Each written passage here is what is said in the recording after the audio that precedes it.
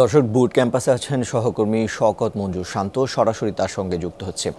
শান্ত, আপনার কাছে জানতে চাই, পরশের ময়নাতদন্তের কি আপডেট আপনার কাছে আছে এবং জিজ্ঞাসাবাদের জন্য তার এক বন্ধু এবং বান্ধবীকে আটক করা হয়েছে শোনা যাচ্ছে, এ বিষয়ে আপনার কাছে কি আপডেট রয়েছে?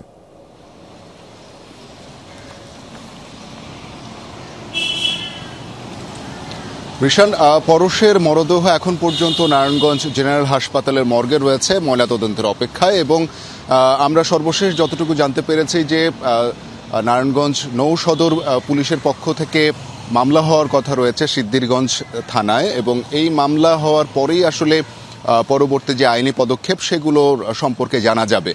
এবং আইনিভাবে যে কাউকে এখন জিজ্ঞাসাবাদ করা হচ্ছে কিনা সেটি নিয়ে আমরা রামপুরা থানায় কথা বলেছি, যেখানে গত শুক্রবার তার নিখোঁজের জন্য জিডি করা হয়েছিল।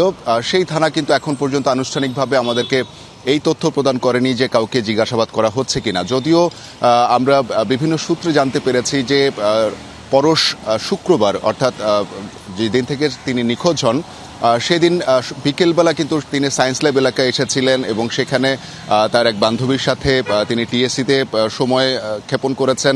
ধানমন্ডিতে গিয়ে তিনি খাওয়া দাওয়া করেছেন এবং রাতে সেই বান্ধবীর বাড়ির এলাকা, অর্থাৎ রামপুরা টিভি স্টেশন এলাকার দিকে তাকে নামিয়ে দিয়েও কিন্তু তিনি পরবর্তীতে ফেরত গিয়েছেন তার বাড়ির বাসার দিকে, অর্থাৎ ড্যামরার দিকে তিনি ফেরত গিয়েছেন।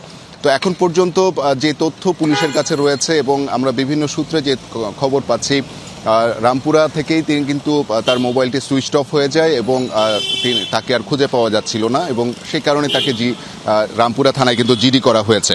তো এখন পর্যন্ত বলা যায় যে পুলিশের পক্ষ থেকে, নৌ পুলিশের পক্ষ থেকে সিদ্ধিরগঞ্জ থানায় মামলা হওয়ার কথা রয়েছে, এবং এই মামলা হওয়ার পরেই আসলে পরবর্তী যে আইনি পদক্ষেপগুলো সেগুলো সম্পর্কে আমরা বিস্তারিত জানতে পারবো। এবং ময়নাতদন্ত অনুষ্ঠিত হবে নারায়ণগঞ্জের যে জেনারেল হাসপাতাল সেখানেই, এবং তারপর পরই হয়তো বা আইনি পদক্ষেপগুলো আমরা সঠিকভাবে জানতে পারবো।